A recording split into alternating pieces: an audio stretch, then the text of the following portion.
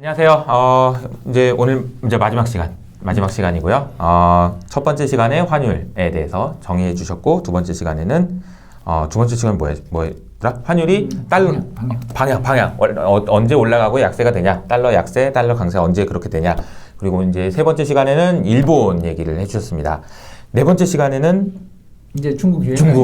이제 저는 이게 좀 기대됩니다. 제가 예, 특히 듣고 싶어요. 중국 위에나가 기축통화가 될 수 있느냐 이런 질문을 많이 듣는데 일단 제가 경제적으로 이렇게 활동하는 동안에는 힘들 것 같다. 예, 그러니까 20년, 30년 뒤는 모르겠어요. 그것까지는 제가 잘 모르겠어요. 20년, 30년 때도 하시죠. 그럴 수도 있는데 이제 70대, 80대가 되면 대부분의 남자들은 병원에 누워 있으니까. 그러니까 지금부터 건강 관리를 잘 해야죠. 건강하셔야죠. 그리고 이호섭 팀장님하고 저하고 나이 차이가 이제 좀 있으니까 한 10년쯤 지나고 나면 왜 그때 홍 박사가 그런 이야기를 했는지를 이해할 거라고 생각하고요. 네. 그러니까 몸 관리를 지금부터 잘 하시면 제 나이에 아주 건강하게 사실 수 있는 거고. 네. 저는 이제 뭐 좀 생각해 보면 국민연금 다닐 때나 그 전에 있었던 회사에서 좀 무리를 했는 것 같아요. 그래서 2년 전 그 키움증권 퇴사한 다음에 좀 아팠어요. 네, 그때 되게 슬펐던 게, 야 이거 뭐 나는 이제 좀 자유로운 어떻게 보면 이제 좀 화이어 했잖아요. 그렇지. 그렇죠? 화이어적으로 나와서 이제 여행도 다니고 놀고 아들들 학교도 맨날 내가 데려다 주고 또 예전처럼은 아니어도 그래도 야구장에도 가고 운동 경기도 하고 하면서 친하게 지낼 줄 알았는데 즐길 줄 알았는데 아프더라고요 몸이. 돌아가면서 아픈데 그때 느꼈죠. 혹사했구나. 우리가 그 돈을 벌기 위해 열심히 노력하는 것으로 포장되어 있었지만 대신은 다른 한편으로 이야기하면 몸을 좀 어떻게 보면 훼손시키고 있었구나. 그런 느낌이 들더라고요. 많은 반성이 되는데요, 제가 지금. 그래서 열심히 일한다는 게 그렇게 좋은 일이 아니라 즐겁게 일을 하면서 스트레스 안 받고 일을 하고 또 자기가 할 수 있는 일, 없는 일을 잘 구분해서 분업을 하시는 수밖에 없는 게 아닌가, 현실적으로. 그래서 제가 지금 환율을 배우고 있지 않습니까? 네, 저한테 분업을 하고 계시고요. 일단 그렇게 이제 우리 이야기를 하다 보니까 자연스럽게 미국과 중국은 그렇게 열심히 분업을 잘하고 있던 나라가 둘이 싸우게 됐던 이유가 뭔가. 그러네. 또 더 나가서 중국이 왜 저렇게 좀 최근에는 상당히 사이가 예전과 다른 모습을 보이는가 뭐 이런 고민들을 하다 보면 자연스럽게 도달하는 결론이, 그래서 한 10년이나 20년 안에 중국 위에나가 기축통화 패권을 잡고 세계 금융시장을 호령하는 날이 올 것인가. 이거에 대해서 질문을 많이 받게 되고 또 이거에 대해서 미국이 견제할 목적으로 저렇게 중국을 때리고 있다. 이런 주장을 하시는 분이 있는데 제가 봐서 한 반반 맞는 것 같아요. 다 100% 동의할 수는 없지만 일단 세계 경제의 정책 문제라는 것이 그렇게 어떤 나라를 갖다가 저놈 좀 손 좀 봐줘야 되겠다 하고서 하는 게 아니거든요. 그렇죠. 가장 중요한 건 경기입니다, 여러분. 오바마 행정부가 뭐 중국이 이뻐서 놔둔 것 같아요, 8년 동안. 사드 배치가 있었던 2016년 직전까지 미국이 중국한테 그렇게 아주 공격적인 태도를 그때 내내 안 보였죠. 그렇죠. 왜 그랬냐고요? 2008년 글로벌 금융위기 때문에 미국 경제가 죽다 살았거든요. 힘들었으니까. 힘든 상황에서 다른 나라가 공격 잘 못하고 일단 우리의 체력을 키우는 게 나중에 저 녀석, 마음에 안 드는 저 녀석을 손봐줄 수 있는 그 시기를 위해서 내가 지금 참는다의 분위기였다라고 볼 수 있겠고, 그러다가 2016년 한국 사드 배치했다가 이제 그 난리가 난 게 아닌가. 즉 집권 말로 가면서 서서히 미국은 이미 변화하고 있었는데 그걸 더 강하게 보여준 게 트럼프였고 바이든 아니냐. 이렇게 이제 저는 보고, 두 번째, 자 그렇다면 중국이 위에나 평가절하, 뭐 절상 이런 이슈들이 계속 부각되던 2015년, 16년을 고비로 해서 저는 중국이 위에나의 기축통화 꿈을 일단 꺾었다고 보는 쪽에 서 있습니다. 그때 위안화 기축통화와 관련된 얘기들이 굉장히 많이 나오긴 했었어요. 했는데 중국은 일단 기축통화에 대한 패권의 꿈은 일단은 현실적으로는 포기한 것 같다라는 게 가장 큰 이유입니다.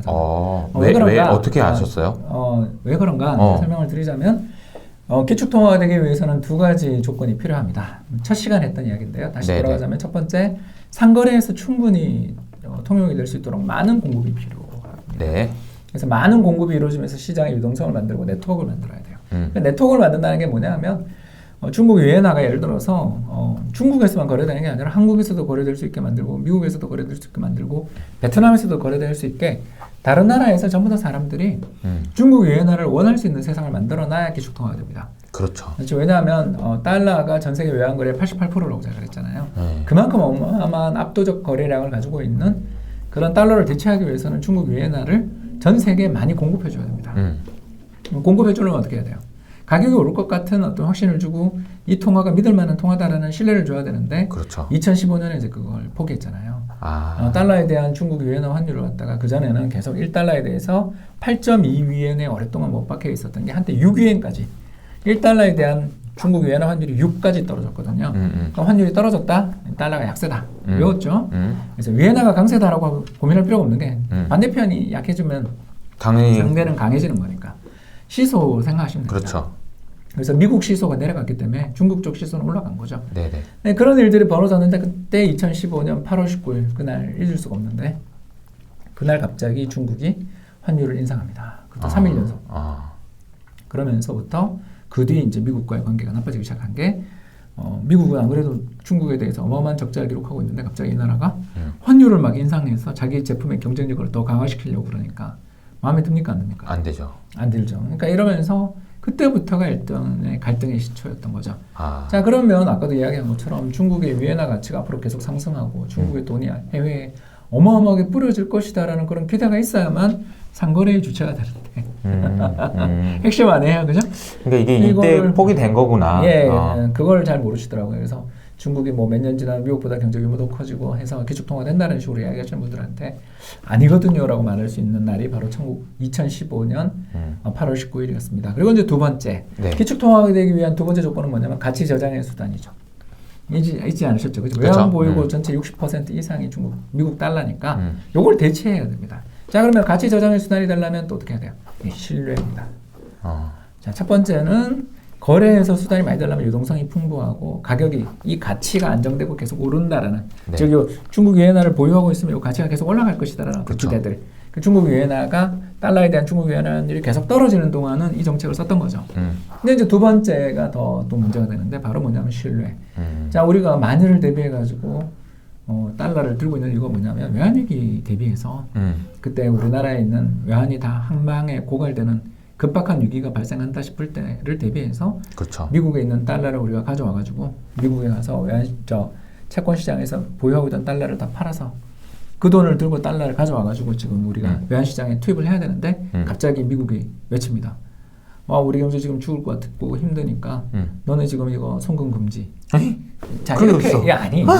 그러니까 그런 상황이 벌어지게 된다면 믿을 수 있겠냐? 패닉에 빠지겠죠. 그리고 다시는 저기 투자 안 할 거예요. 그렇지. 근데 지금 중국이 엔트그룹한테 하는 게 지금 딱 지금 우리가 지금 이야기했던 게 정확하게 떠오르잖아요. 엔트그룹 사건이 뭐냐면 이제 지난해 10월, 2020년 10월 중국의 최대 규모의 핀테크 회사. 그러니까 우리나라로 이야기하면 카카오페이, 네이버페이 다 합친 것보다 더 중요한 역할을 하는 회사입니다. 이 회사는 사실상의 대출 기관까지 하니까 뱅크까지도 들어가 있다고 보면 되는데요. 어마어마한 거대 기업이죠. 거대 기업입니다. 알리바바의 자회사죠. 정확하게는 마윈 회장님 지분이 제일 큰 걸로 알고 있습니다. 맞아요. 아무튼 이 회사가 어마어마한 규모, 몇백억 불 규모의 상장을 준비하고 있었는데 그러니까 조달할 돈이 몇백억 불이었습니다. 상장하려고 했는데 금지. 갑자기 네. 이게 왜 뭐야 이거 이런 생각이 그러더니 들죠. 지금 뉴스는 국유화된다는 소문이 하다합니다. 그러니까 마윈 회장님의 지분을 뺏어서 중국 정부가 그걸 국유화하겠다라고 이야기를 하는 것 같아요. 물론 뭐 중국 정부 입장에서 이해가 돼요. 엔터그룹이라는 회사가 너무나 크고 네. 또 고금리 대출을 통해서 중국 가계의 어려움을 가중시키는 면도 있는 것 같고 네. 또 더 나가서 중국 정책 당국이 금리 정책을 펼치는 거에 비해 이 마윈 회장의 엔터그룹이 가지고 있는 여러 이 네트워크 등을 통해 가지고 정부의 정책을 좀 무력화시킨 면도 있을 수 있거든요. 잘못한 거는 알겠다. 근데 우리나라도 그런 은행이 하나 있잖아요. 그래요? 곧 상장하는.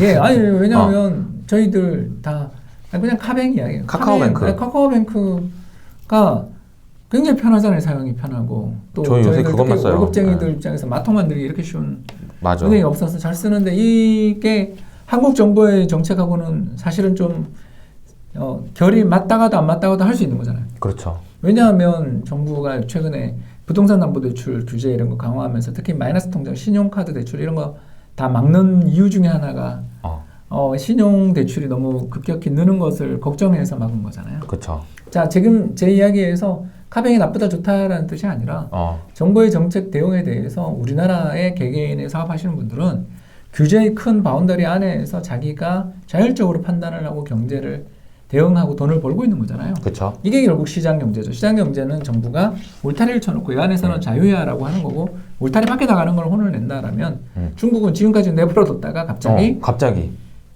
야 이거 넌 불법이야 하고 내 거야 하고 뺏어버리는 일이 벌어지는 거죠. 자 이걸 보고서 투자자들이 외환보유고를 위엔화로 대부분 사차라고 이야기할 때 그 어떤 분이 본부장님이 그러실 거라는 거죠. 책임질 수 있어? 마윈 회장한테 중국 최고의 부자인 마윈 회장이 가지고 있는 저 거대 기업을 더군다나 저기 투자하려고 전 세계 수백억 불의 돈들이 다 상장 대기 중이었는데 홍콩 증시 대기 중이었는데 그걸 순식간에 중단시키고 저걸 저렇게 뺏어버리는 걸 보면 너 외환보유고가 필요한 날 중국 위엔화를 빼서 우리 급박한 외환의 부족 문제를 해결하기 위해서 돈을 들고 들어올 때 이런 일이 벌어지지 말라는 보장이 있어? 라고 물으면 어떡하실 거냐.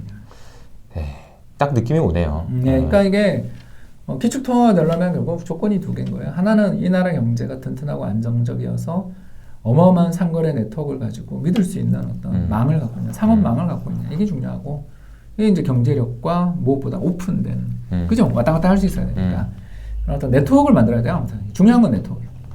두 번째가 이 믿음이죠. 믿음. 신뢰. 이 나라는 내 돈을 건드리지 않을 거야. 이 나라는 마지막 순간에도 내 편이야. 내 편이야까지는 아니어도 공정하게 대우해 줄 거야.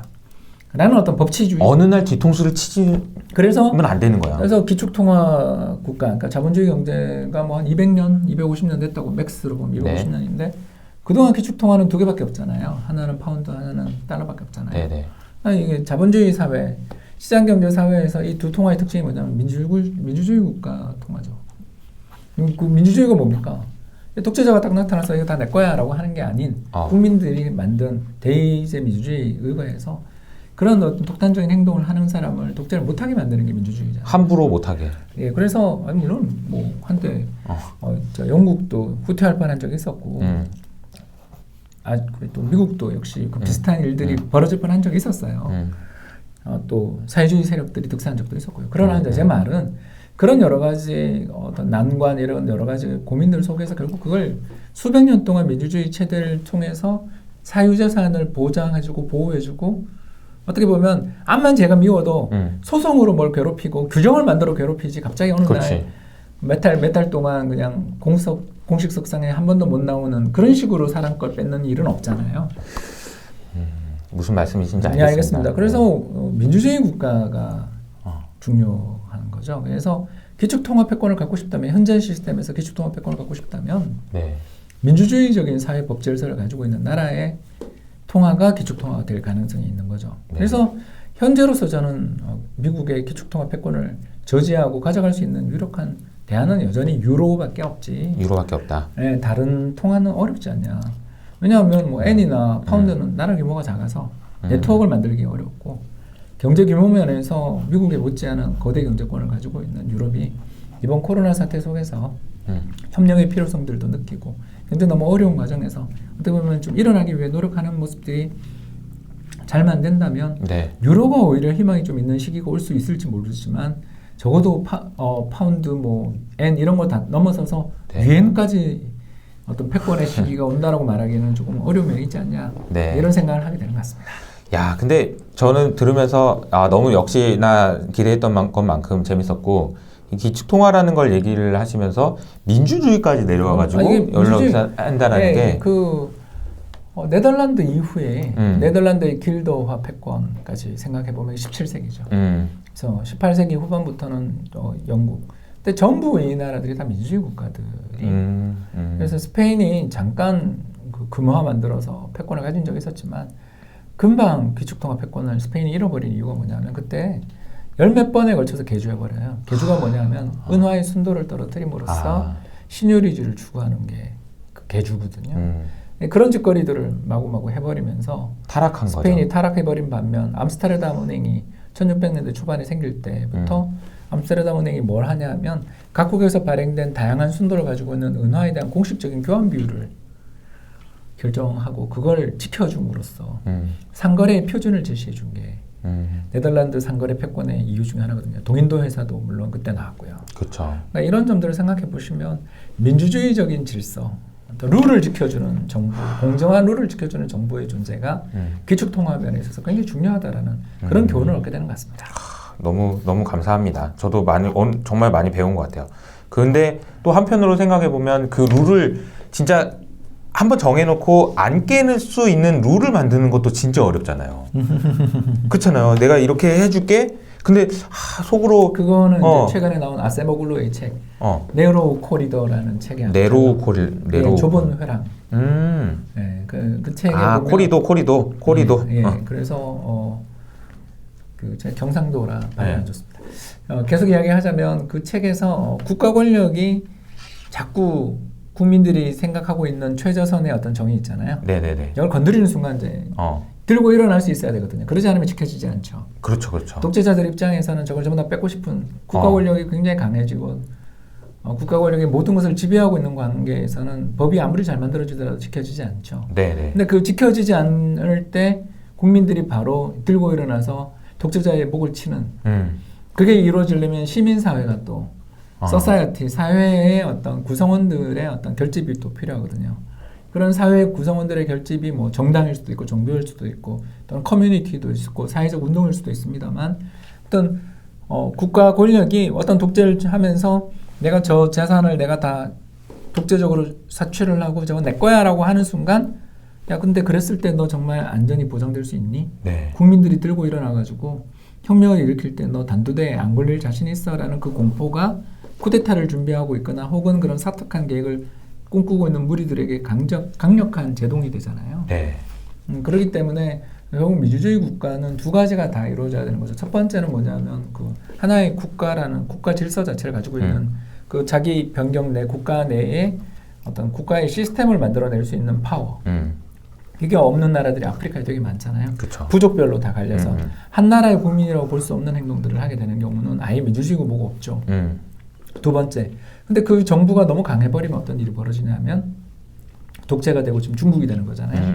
그 문제들을 해결하기 위해서는 견제할 수 있는 사회의 어떤 저항 능력, 커뮤니티 그리고 사회 구성원들의 어떤 생각 이런 것들이 필요한데 우리는 힘들게 굉장히 우리도 첫 번째가 강한 나라였는데 그렇지 않습니까? 근데 맞아요. 이제 우리가 점점 그 시민사회가 더 커지면서 시민사회의 권력들이 굉장히 커진 사회가 돼서 얼마 전 뭐 촛불혁명도 났었고 또 최근에 이번 선거 보면서 국민들이 굉장히 무서운 국민이다라는 걸 느끼게 하잖아요. 그러니까 연승이 잘 안 되는 나라. 그러니까 긴장하게 하는 거죠. 예, 그렇죠. 그게 좋은 나라. 저는 진짜 좋은 그런 것 같아요. 예, 그래서 저는 뭐 선거에 있어서 본다면 캐스팅 보트가 많은 나라다 이렇게 이야기를 할 수 있는 거죠. 똑바로 안 하면 안 돼. 이렇게 얘기하고 있는 거죠. 그러니까 미국으로 이야기하면 뭐 예를 들어서 에팔레치아 사람들이라든가 아니면 또 그 북쪽에 있는 저 뭡니까? 갑자기 이름이 좀 생각나는데 미드. 그 이제 중서부 지역의 캐스팅 보트. 아무튼 그 선거 때마다 맨날 바뀌는 주들이 있잖아요. 그 주의 마음에 따라 대통령이 확확 바뀌잖아요. 참 우리나라에도 이런 캐스팅 보트를 가지고 있는 세력들이 되게 많이 늘어나 있어서 민주주의적 질서들이 유지되는 게 아닌가 그런 생각을 하게 됩니다. 야, 근데 참 여기 우리나라 얘기까지 또 해주셨네요. 결과적으로는. 네, 박사님 오늘 이렇게 이제 녹화하면서 저도 많이 배웠고 아마 이 채널 보시는 많은 분들이 환율에 대해라는 키워드를 가지고 정말 많은 생각도 하게 되고 많이 배운 것 같습니다. 마지막으로 저희 채널에 계신 분들한테 인사 한번 해주시고 마무리하도록 할게요. 네, 귀한 시간 내주셔서 대단히 감사드리고요. 또 좋은 질문 덕에 저도 그동안 공부했던 내용을 조금이라도 털어놓을 수 있어서 네. 참 좋았던 것 같습니다. 감사합니다. 감사합니다.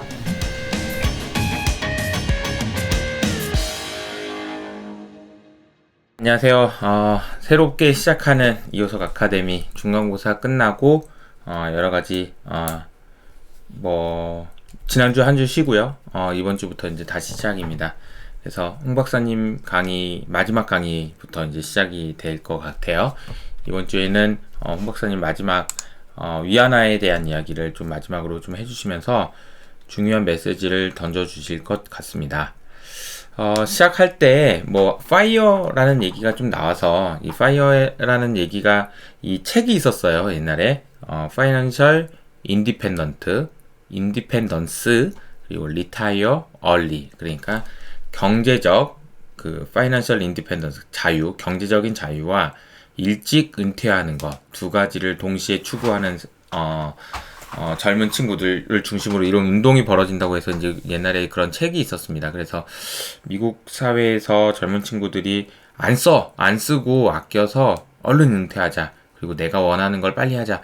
이런 운동들이 일어났었는데 그런 얘기들이 좀 갑자기 생각나서 옛날에 썼던 글이 생각나서 그 내용을 먼저 좀 소개해드리려고 합니다. 오늘 강의랑은 관계가 없지만 사실은 우리가 살아가는 과정에서 우리가 이호석 투자 아카데미를 통해서 여러 가지 이야기들을 하고 있지만 과연 이게 우리가 하려고 하는 이유는 뭐냐면 결과적으로는 뭐 돈 벌기 위해서도 있지만 그걸 통해서 우리가 잘 살기 위해서 그리고 행복하기 위해서라고 보면 이런 고민들도 좀 필요한 것 같아서 홍 박사님이 말씀을 해주셨으니까 간단하게만 좀 설명을 드려보도록 할게요. 자, 이 책이 있어요. 파이어라는 책이 있고요. 그 책은 이제 책 광고를 하는 건 아니고, 제가 과거에 이제, 그 블로그에 썼던 글이 있으니까 한번 참고해 보시면 좋을 것 같습니다. 일단, 그때 이제 제가 기억하기로, 그때 파이어족이라는 그런 남녀 젊은, 부부가 어떤 식으로 해서 돈을 모으기 시작했고, 어떻게 경제 생활을 하고, 이런 내용들 설명을 했는데요. 이게 참, 제가 느낀 거 첫 번째는 돈에 대한 대화가 상당히 좀 어렵다라는 얘기였습니다. 몇 년 전에 웰스파고에서 실시한 설문조사에 따르면 다른 사람에게 가장 말하기 어려운 주제로 돈이 뽑혔다. 놀랍게도 죽음, 종교, 정치 모두 돈보다 낮은 수준이었다. 라는 거였습니다. 이 책에 파이어족이 온다라는 책의 18페이지에 나와 있었던 글이에요. 참 이게 말하기 어려운 것 같아요. 와이프한테 얘기하거나 여자친구, 남자친구한테 돈을 주제로 얘기를 하게 되면 일단 뭔가 여자분 입장에서는 남편분한테 그런다고 하더라고요. 돈 얘기하면 이제 남자는 뭐야 그럼 내가 돈을 못 벌어온다는 얘기야 이렇게 받아들여지고 가능성이 높고 반대로 이제 또 막 그렇게 하면 또 여자는 내가 돈을 많이 쓴다는 얘기야 이렇게 될 가능성이 높다. 그래서 이제 이야기 꺼내는 것 자체가 되게 민감하고 불편하고 하다 보니까 잘 안 꺼내게 된다라는 얘기예요. 이게 참 어려운 얘기죠. 그래서 쉽지 않은 얘기이기도 하고. 근데 제가 얼마 전에 이제 수미수미라는 친구가 있어요. 블로거 중에 수미수미라는 친구가 있는데, 이 친구가 이제, 나도 어렵지만 한번 같이 얘기할 사람을 구한다. 이런 식으로 이제 글을 썼던 적이 있습니다. 한 2, 3년 전에요. 저도 참 그 글을 보면서 공감을 많이 했던 기억이 납니다. 그래서 이제 조만간 저희 채널에 저보다 어린 친구인데, 이 친구를 한번 모시려고 합니다. 그래서 진짜 제가 존경하는 친구거든요. 그래서 그 친구도 한번 꼭 모셔가지고 한번 제 얘기를 들어보겠습니다. 돈에 대해서 얘기할 수 있는 기회를 만들어 보도록 하겠고 이 친구가 어떻게 재테크를 해왔는지에 대한 얘기도 해볼 겁니다. 그리고 두 번째가 삶의 가치와 돈 소비의 방향을 일치시켜라. 그러니까 근데 좀 재미있었던 부분이었던 것 같아요. 내가 행복하게 되는 10가지를 각자 적어보는 거예요. 그래서 아내의 목록은 내 아이가 웃는 소리를 들었을 때, 남편과 커피 마실 때, 아이를 꼭 안아줄 때, 산책할 때, 자전거 탈 때 등등 굉장히 좀 소박할 때였고 남편의 목록은 아이가 잠들 때까지 책 읽어줄 때, 음악 듣기, 음주 즐기기, 테일러와 아내와 커피 마실 때. 이게 보면은 되게 일부러 보라고 쓴 건가 싶을 정도로 좀 약간 너무 그렇긴 하지만, 어쨌든, 이렇게 적어보면 같이 앉아서, 저도 한번 이걸 한번 해보자고 해야 될 것 같아요. 그러니까, 언제 제일 행복하냐. 저는, 언제 제일 행복하냐. 최근에 제가 이제 제일 행복함을 많이 느꼈던 거는 이제, 지난주에 저희 가족과 함께, 여행을 가서, 하윤이랑 그래도 좀 책 안 보고 물론 이것저것 많이 보기도 했지만 안 보고 그냥 머리 맑게 하고 그냥 쉬었던 그런 시간들도 되게 소중했던 것 같고 그리고 제가 이렇게 영상을 만들어서 올려드리면 또 응원해주시는 응원 댓글을 볼 때마다 기분 좋고 그리고 또 뭔가 제가 하는 일이 의미 있는 일이 된다라는 생각이 들 때 또 기분 좋고 그랬던 것 같습니다. 뭐 유명한 유튜버들 얘기 들어보면 그러다가 이제 점점 일이 되면서 힘들어져요. 뭐 이런 얘기도 하시던데 뭔가 그래서 항상 저 같은 사람은 새로운 걸 도전해야 되는 것 같다라는 생각도 좀 들고 그렇습니다. 어쨌든 이렇게 내가 언제 기뻐하는지를 보면 소비를 어디다 해야 될지에 대한 부분이 나온다 그런 얘기도 있었습니다. 그래서 저는 이제 제일 중요하게 생각하는 거는 늘 강조해서 말씀드린 것처럼 독립적인 사고가 필요하다라는 말씀을 많이 드리잖아요. 그래서 대부분 돈이 부족할 때는 일을 더해서 돈을 많이 벌어야 된다고 생각하지만 더 중요한 거는 남들이 보기에 더 좋은 물건을 구입하는 것 그런 생각에서 자유로울 필요가 있다. 함정이다 그거다 이런 말. 그러니까 마케팅에 속지 않고 나 스스로 판단해서 돈을 쓸 수 있을 정도로 독립적인 사고를 하고 그리고 투자에서도 독립적인 사고를 할 때 야만 비로소 뭐라고 할 수 있죠? 기분 좋다 그런 거예요. 기분 좋다. 독립적인 사고를 할 때만 비로소 행복감을 느낄 수 있다라는 얘기를 좀 할 수 있을 것 같습니다. 이 얘기는 시작하기 앞서서 홍 박사님 마지막이니까 우리가 파이어가 아니더라도 저는 파이어족이 되는 거는 좀 반대하는 편이에요. 뭐 그래도 지금 미래의 그런 만족도 중요하지만 지금도 중요하기 때문에 지금도 아주 돈을 막 아껴가지고 그렇게까지 막 그런 거는 반대하는 편이지만 이런 뭐 몇 가지 여기 그때 책에서 읽었던 그런 제가 이제 블로그 글을 링크해 드릴 텐데 몇 가지 생각들 돈에 대해서 주변 가장 친한 사람들과 자주 얘기를 해야 된다. 두 번째 행복한 것에 대한 이야기 그리고 독립적인 사고 이런 생각들은 좀 다시 한번 하게 되는 것 같습니다.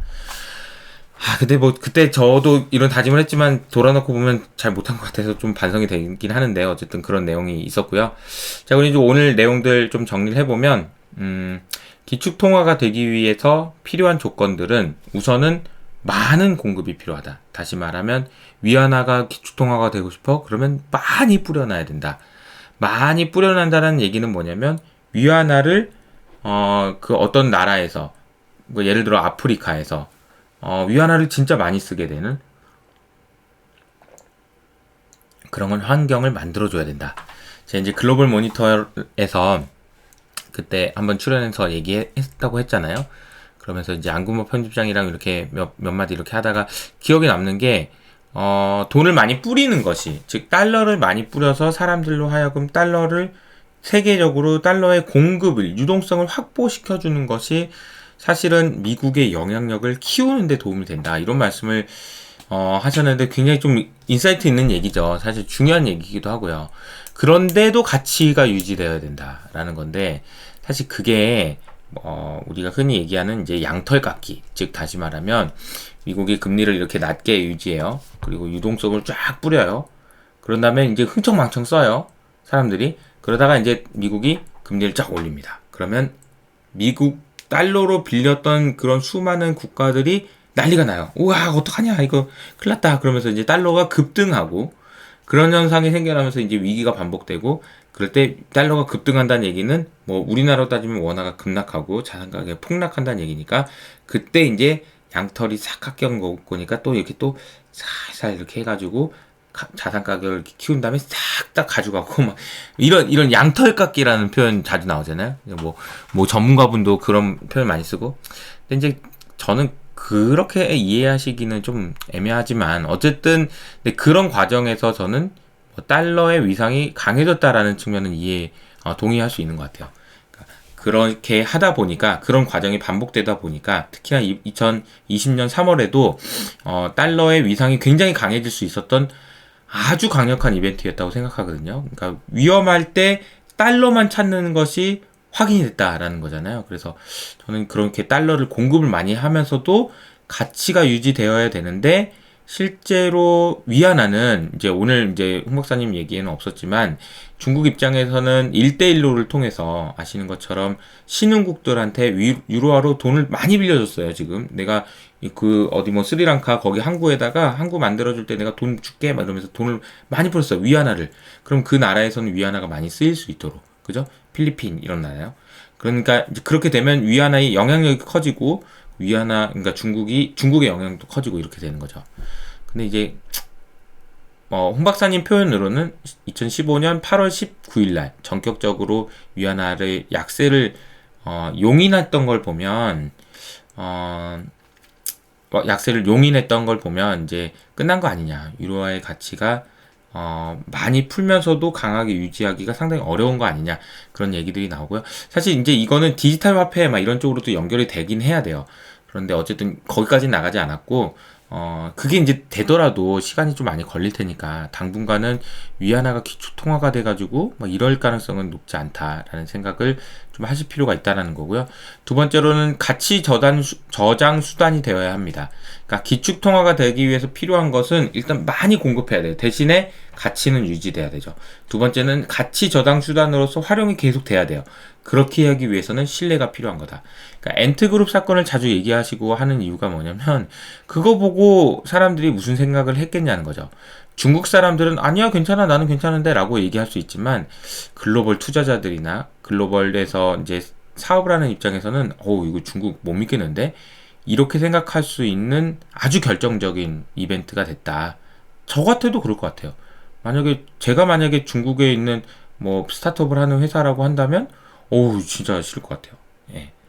믿을 수 없다면 기축통화가 되기 어렵다라는 측면을 강조해서 말씀해 주셨고 굉장히 중요하다라고 생각합니다. 그러니까 위안화에 대해서, 그러니까 중국에 대해서 어떤 인식을 가지고 있는지는 상당히 좀 중요하지 않나.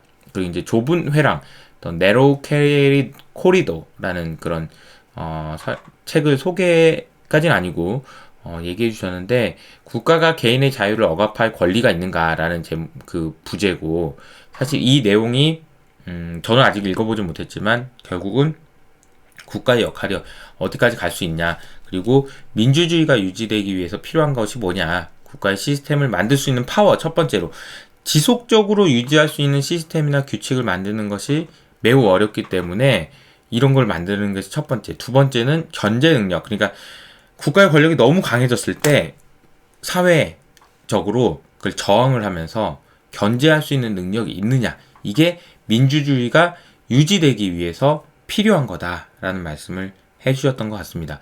사실 이제 이게 목요일날 출연을 하신 이제 오종태 이사님도 그런 비슷한 얘기를 해주셨던 것 같아요. 트럼프라는 현상 어떻게 이해해야 되는지 이런 부분들도 같이 얘기해 주셨던 것 같습니다. 근데 민주주의가를 얘기하셨던 이유는 민주주의가 되는 국가만 비로소 가치 저장 수단으로서 신뢰를 얻을 수 있기 때문이다 라는 말을 했습니다. 세상이 어떻게 바뀔지 모르죠. 위안화가 어느 날 갑자기 기축통화가 될 수 있을지 그걸 어떻게 알겠습니까? 하지만 합리적으로 판단해보고 전망할 때는 가능성이 높지 않은 것 같다라는 것이 홍 박사님의 말씀이었고 저도 상당 부분 동의한다 이렇게 말씀드리겠습니다. 자 이제 정리합시다. 저희 이제 환율의 기초라는 제목으로 그리고 일본, 달러 그리고 위안화까지 환율이라는 것을 기반으로 해서 여러 가지 이야기를 많이 해주셨습니다. 정말 감사드리고요, 홍 박사님. 감사한다는 의미에서 또 이렇게 김 작가님, 박재영님, 홍 박사님하고 이렇게 같이 얼마 전에 지난주인데요. 공덕에 있는 호프집에서 이렇게 호프를 한잔 했습니다. 홍 박사님이 저랑 얼마 전에 사진 같이 찍었는데 홍 박사님 얼굴이 너무 크게 나왔다고 섭섭해 하더라고요. 그래서 제가 일부러 맨 앞에 나와서 크게 재밌는 시간을 보냈고요. 참 얘기도 많이 하고 그랬던 것 같습니다. 홍 박사님 다시 한번 감사드리고요. 이제는 홍 박사님은 보내드립니다. 그리고 이제 목요일부터 오종태 이사님이 나오시니까 많이 기대해 주시고요. 이호석 아카데미 시즌2 중간고사 끝났는데 기말고사도 있으니까요. 많은 분들 끝까지 열심히 공부하면 좋을 것 같습니다. 오늘은 이것으로 마치도록 하겠습니다. 감사합니다.